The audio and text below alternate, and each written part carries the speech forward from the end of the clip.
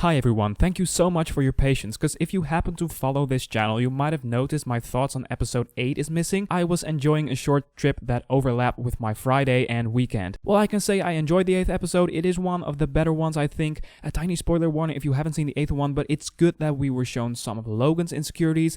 I love the way Alex was losing herself and is now becoming an enemy of the team in a way, especially Sophie realizing this is what she suffered under during the times she played with the Ducks. I'm not going to dive too deep into this episode as I just saw the 9th one and there is plenty to talk about. Hi fellow Disney Plus watchers, this is Thoughts After a Disney Plus Watch, where we review everything new Disney Plus coming out, and I'm glad you're watching. So the basic setup of this episode: the Don't Bothers are on their way to the States, and as we remember from episode 8, Evan has trouble firing his mom. From there we go into some love stories and some rivalry between characters, and it's just once again a pretty decent Mighty Ducks episode. It was a good episode to set up the finale in my opinion. The characters were well realized because we got some pairings this episode that surprised me and was really working well for the story. I'm not talking about all the lovey-dovey stuff, which I will come back to later, but really what Bombay and Alex are going through. Once again, they prove to be the most interesting and layered characters of the show. Before I'm switching to spoiler mode, because yeah, I'm sorry, I can't talk that long about specific episode without spoilers.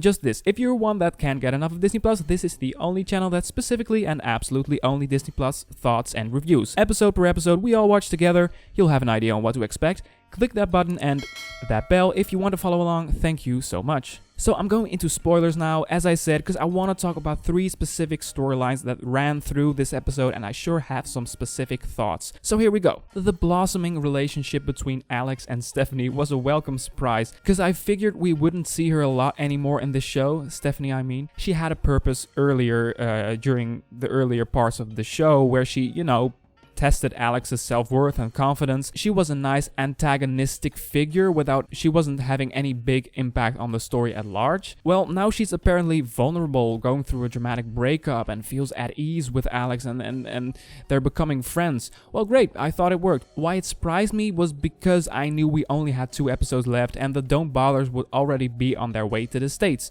What role would Stephanie, of all people, still have to play? It does make me think though, was the conclusion to fire my mom, as Evan said, just made so that Alex could stay behind a little longer and make her come full circle with Stephanie? Because what I thought would happen, but forgive me for thinking a show like this would want to dramatically escalate this drama, is that she would fight back, confront Bombay, maybe forbid him to coach his son, putting Evan in a dramatically difficult position. What does he need to do now?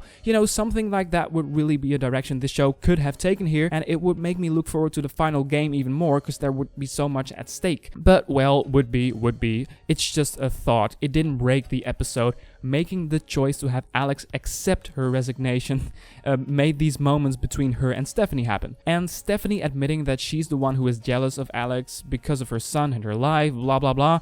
It's formulaic but works because we know these people, we know where they are coming from. It worked for me. Oh, and Coach T was becoming really charismatic this episode, only to reveal that he always has been a sneaky little snake. What I liked about this storyline is that this mistake Bombay made was used against him, and it really put Coach T in a kind of villain position. What I didn't like about this was that it was used so conveniently to bring Alex back and bust him out. The episode was very quick about it, and although being a dramatic beat, as this series does sometimes, it kind of skips over something to get to the next thing. This might be the thing for me that's a tiny bit disappointing about this week's episode. It leaves everyone in a really good place.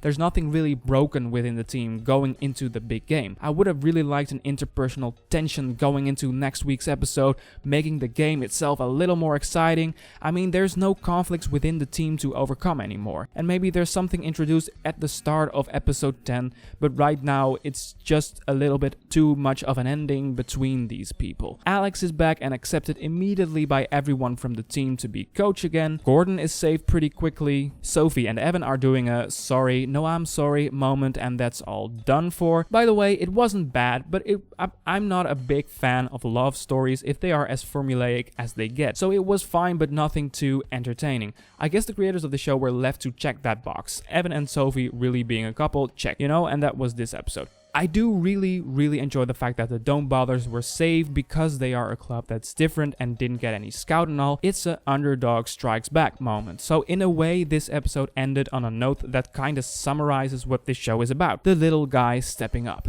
So all in all, it's a shame that the only thing I'm really looking forward to is seeing the Don't Bothers win the game without there being anything to resolve really. Except Coach T being a jerk and a dangerous little sneaky snake. But that said, I thought 2 of the 3 storylines were very effective and contributed to the show. I still enjoy the humor and everything. This episode is definitely not perfect, but I'm still liking it. Question for all of you. Sometimes I like to rank all the episodes of shows as I did for Falcon and the Winter Soldier and WandaVision, but I'm not sure if I will do that for this show. I believe I can rank these bad boys, so I'll love to do it, but is that even something you'd like to see? Please let me know, I'm very curious. If 10 of you are saying yes, you should, then I'm doing it. So let me know, thanks in advance, I'm curious. I'm thinking about wrapping this up. If you're interested in thoughts on previous episodes, it's all in the description or you can browse the channel page. Did you like this video? Then all it takes is to click that blue little hand down there, thanks. I'm back later today with my thoughts on the 6th episode of Big Shot, and of course my review of The Bad Batch is coming soon. For now, have a wonderful day and see ya!